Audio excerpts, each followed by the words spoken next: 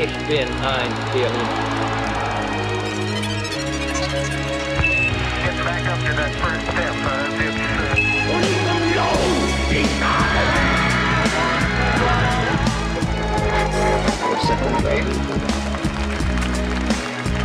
La foto silenzio montagna.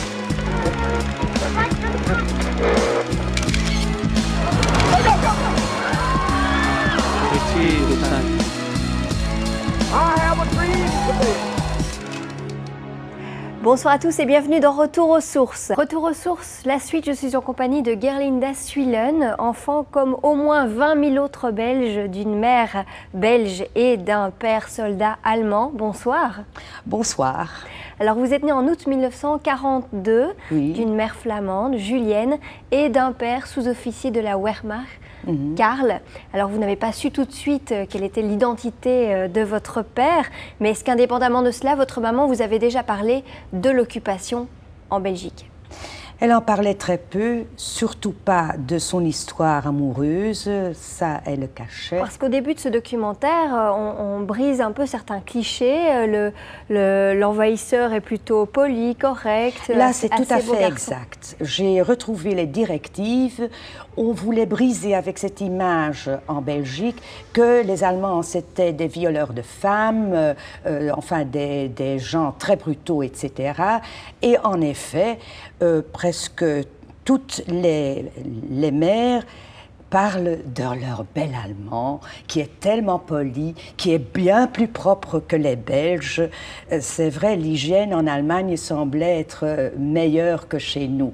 Voilà, et puis il y avait le bel uniforme. Et puis il y a l'uniforme, surtout l'uniforme de l'aviation et de la marine. Et j'ai en effet découvert pas mal de très belles photos avec ces soldats-là. Vous pensez que c'est ça qui s'est passé pour votre maman? Elle a été en admiration? Oh, je ne sais pas, je ne la voyais pas tellement admirer des uniformes. Mais mon père était un bel homme. Il avait 1,80 m, ce que je n'ai pas. Mais je lui ressemble de visage. Je ne dirais pas que je suis belle, mais lui, il était bel homme. Quand je montre son portrait à d'autres personnes, me disent les femmes, il était bien. Et en effet, mon demi-frère allemand, qui a aussi sa stature et qui lui ressemble, c'est un bel homme. C'était une véritable histoire d'amour? Ah, cela, vous savez, tout le monde rêve d'histoires d'amour. Et parmi les enfants de guerre qui m'ont raconté leur histoire, ils voudraient tous être conçus dans l'amour. Mais ce n'est pas le cas. Parce que, à la différence de la France que nous voyons donc, la Belgique était le pays où il y avait la plus grande sous-alimentation. Et dans les statistiques, on le retrouve. Et au fur et à mesure que la guerre avance, cette sous-alimentation devient vraiment très, très grande.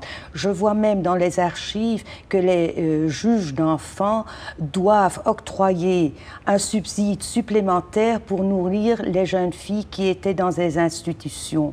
Donc, ça allait vraiment très mal. Je vois aussi que les jeunes filles qui volent, au début, elles volent des choses anodines, des petits bijoux, des produits de maquillage, etc. Et puis, pendant la guerre, de plus en plus, ce sont des vols d'aliments. Donc, il y a aussi une petite prostitution qui s'installe, que l'on ne montre pas très bien dans le film. C'est-à-dire que, par exemple, les jeunes filles étaient prêtes à avoir une relation sexuelle, ne fût-ce que pour une tartine. Est-ce que vous savez comment vos grands-parents ont réagi à l'annonce de cette histoire et de la grossesse de votre maman? Je crois qu'ils ont été très, très apeurés. Il faut se dire que cette génération a connu la Première Guerre mondiale. Et ce que l'on ne raconte pas, il y a aussi eu des enfants de guerre. Et là, j'ai trouvé quelques renseignements de répression après cette guerre où on a aussi tondu des femmes et même marqué au fer. Et c'est mon grand-père qui a dit à ma mère, il faut reconnaître cet enfant. Mais en effet, elle a eu une réaction, je crois, très bonne. Elle a accouché à Ostende. Mes grands-parents, qui avaient encore un gosse de 2 ans, m'ont accueilli, ont été vraiment des grands-parents crème, comme dit un de mes témoins. Et ma mère, elle est allée retravailler à Gand et à Bruxelles. Et là, comme la zone côtière était zone prohibée, il fallait des permissions spéciales. Je crois qu'en effet, ma mère ne m'a pas vue tellement souvent et donc mes premières années, pour moi, ma mère, c'était ma grand-mère. Mais il y a des grands-parents qui ont réagi vraiment très mal. Il y en a qui ont chassé leurs filles. Certains enfants étaient placés dans des maternités spéciales? Il y a certaines femmes, parmi mes témoins, il y en a une où j'ai interviewé la maman, qui a en effet accouché de son bébé à Wégimont. Mais pourquoi? Parce que les maternités, surtout en Flandre, étaient catholiques. On voulait connaître le nom du géniteur. Et bon, ça ne faisait pas bien de dire je suis fille célibataire et avec un Allemand. Et là, elle a eu l'occasion d'accoucher à Wégimont. Mais les enfants nés de femmes wallonnes, de toute façon, étaient, bon, n'appartenaient pas à la bonne race.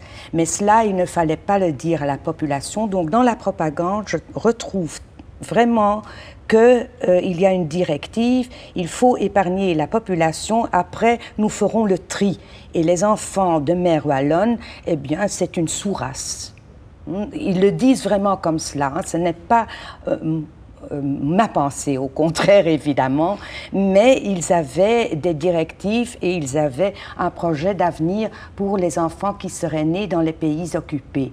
Il y a une grande différence avec la Norvège où ils ont vraiment fait une politique d'encouragement de relations et où la plupart des enfants sont nés dans les Lebensborn, mais souvent aussi parce que les grands-parents n'acceptaient pas leurs filles enceintes, ou bien parce qu'on les encourageait à accoucher là-bas, parce que les Lebensborn avaient des maternités vraiment très bien équipées. Donc votre maman a eu la chance d'être bien entourée, d'être aimée par ses parents, on l'imagine, de ne pas subir les humiliations qu'on a pu voir dans le documentaire qui ont été le sort d'autres femmes en France et en Belgique.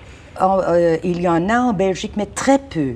Enfin, maintenant, j'ai vraiment la preuve que dans certains cas, la répression après la guerre se faisait non parce que la femme avait collaboré. La collaboration, c'est économique ou militaire et de délation. Je parle ici d'une relation simplement amoureuse. Et là, j'ai un cas où, après la guerre, la jeune fille avec deux autres, sa sœur et encore une autre jeune fille, ont été saisies par ce que l'on appelait dans son village la bande blanche, donc ce sont les résistants de la dernière heure. On les a enfermés pendant 3 nuits, elle parle de nuit, on les a violés. Et j'ai vraiment demandé si c'était parce que ses parents avaient collaboré ou quoi. Non, c'était simplement parce qu'il l'avait vu avec un soldat allemand, qui d'ailleurs est revenu après la guerre. Il a été prisonnier de guerre en Angleterre, il est retourné en Allemagne, il a fait tout pour retrouver sa fiancée et ils se sont mariés, mais l'Église a fermé les portes parce qu'on craignait les réactions du public. Votre père, lui, où est-il au moment où vous venez au monde? Il est au courant que vous existez? Oui, il a demandé la main de ma mère, comme cela se faisait de ce temps-là. Mais mon grand-père, qui savait quand même qu'il y avait certains antécédents juifs, a refusé ce mariage. Heureusement pour nous. Et évidemment, mon géniteur, c'était quand même un homme de 40 ans. Et il s'est en allé vers le nord de la France, à Roubaix. Et là, il a rencontré une Française qui lui plaisait bien, qui avait 18 ans de moins que lui. Ma mère en avait 16 ans de moins. Et avec elle, il s'est marié. Mais l'enfant était déjà en route. Moi, je suis née août 42. Ma sœur est née juillet 43. Mais à ce moment-là, ils étaient mariés et... Il s'est consolé rapidement. Il s'est consolé rapidement. Mais ma mère m'a quand même raconté en 2007, quand elle m'a donné le nom, qu'il avait demandé de mes nouvelles, qu'il écrivait « Et comment va notre petite Gerlinda ?» Et c'est lui qui a choisi votre prénom? Les prénoms sont en effet très importants. Si vous vous appelez Karl en Wallonie, ce n'est pas très évident. En ce qui me concerne, c'est un compromis à la belge. Ma mère voulait Linda, lui il disait ce n'est pas un nom que l'on utilise en Allemagne parce qu'il y avait aussi une législation. Il fallait donner des prénoms germaniques. Et il a dit, bon, Gerlinde, eh bien bon, nous en ferons Gerlinda.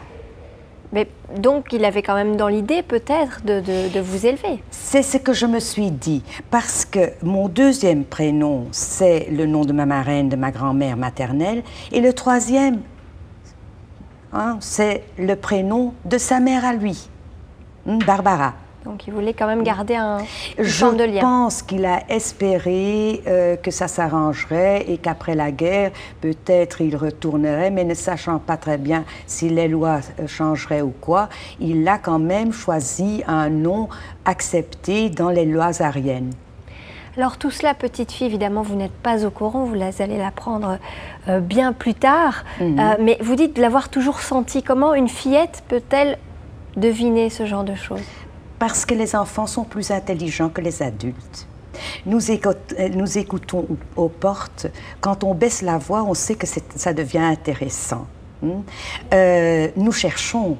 Quand j'avais 5-6 ans, au moment où je savais lire, j'ai cherché dans tous les documents de mes parents et j'ai remarqué qu'il y avait des choses assez bizarres.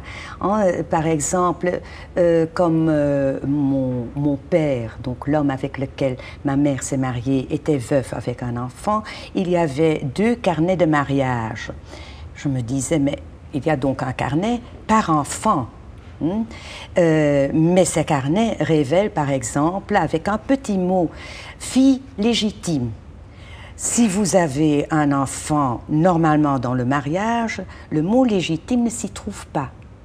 Dans les actes de naissance, il y a aussi des choses dans les marges.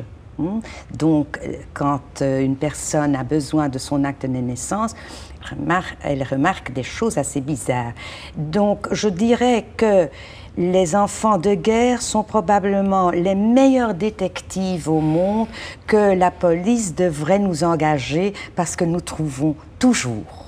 Donc vous saviez que celui qui disait être votre père ne l'était pas, mais vous le considérez de toute façon comme votre papa. Je le considère comme mon père parce que c'est lui, quand même, il faut se situer dans le temps, il a accepté de me légitimer, de me donner son nom, et c'est grâce à lui que j'ai fait des études universitaires. Donc ce n'est pas rien pour une fille. Et parce que tout ça était toujours très sensible à l'époque, l'est toujours aujourd'hui. Il y a une dame dans le documentaire qu'on a vu tout à l'heure qui témoigne encore à visage masqué. Comment est-ce que vous expliquez que 70 ans plus tard, ce soit toujours aussi sensible, aussi tabou? Parce que moi, j'habite dans une grande ville. Mais si vous êtes dans un village, aussi bien en Wallonie qu'en Flandre, il y a des divisions qui sont restées. La guerre sépare les gens et vous trouverez encore des parties du village qui n'iront pas chez un médecin parce qu'il appartient à la collaboration, enfin sa famille, pas lui, mais ses parents ou ses grands-parents appartiennent à la collaboration encore maintenant.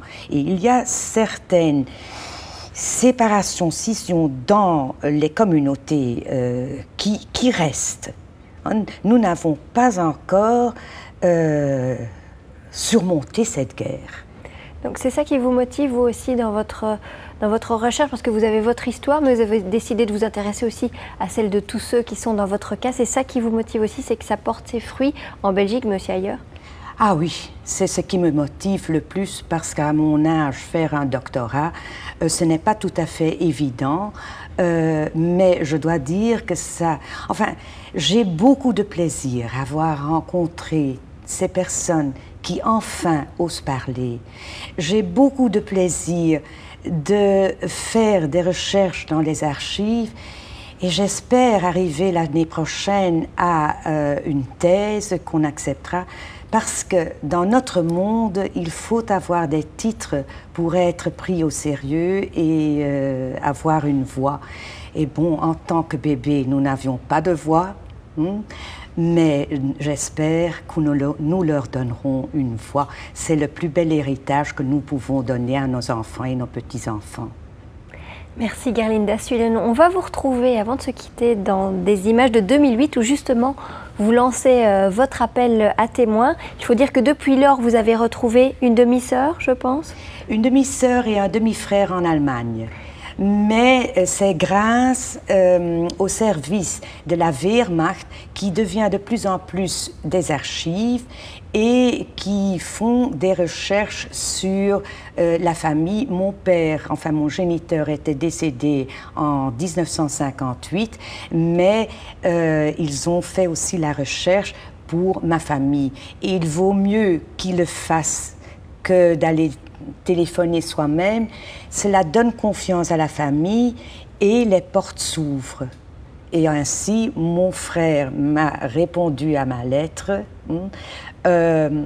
Écoutez, c'est bizarre, je prends ma retraite et apprendre à 65 ans que tout à coup on a encore une sœur, c'est très agréable. Voilà, ben peut-être ça va donner de l'espoir à certaines personnes dans votre cas. Mais pas trop quand même, parce que la recherche est vraiment très difficile. Très difficile.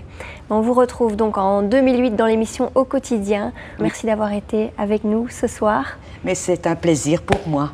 Je vous souhaite une excellente fin de soirée. À bientôt. Merci. Gerlinda se pose des questions sur ses origines, mais elle n'aura la réponse que l'an passé. Depuis, elle a décidé de faire une étude sur ces enfants nés de relations clandestines entre femmes belges et soldats allemands, mais le sujet reste tabou. Certainement en Belgique, puisqu'il n'y a pas d'études, il n'y a pas d'association, tandis que dans d'autres pays qui nous entourent, il y en a. Nous sommes le seul pays en Europe, à part la Grèce, où on ne parle pas de ces enfants-là. Les soldats allemands ont donc séduit de nombreuses femmes belges, impressionnées par leur galanterie et leurs uniformes. Gerlinda n'a trouvé aucune trace de son père biologique, mort vraisemblablement sur le front de l'Est. Elle fait un appel à tous les enfants nés de femmes belges et de soldats allemands pour enrichir son étude.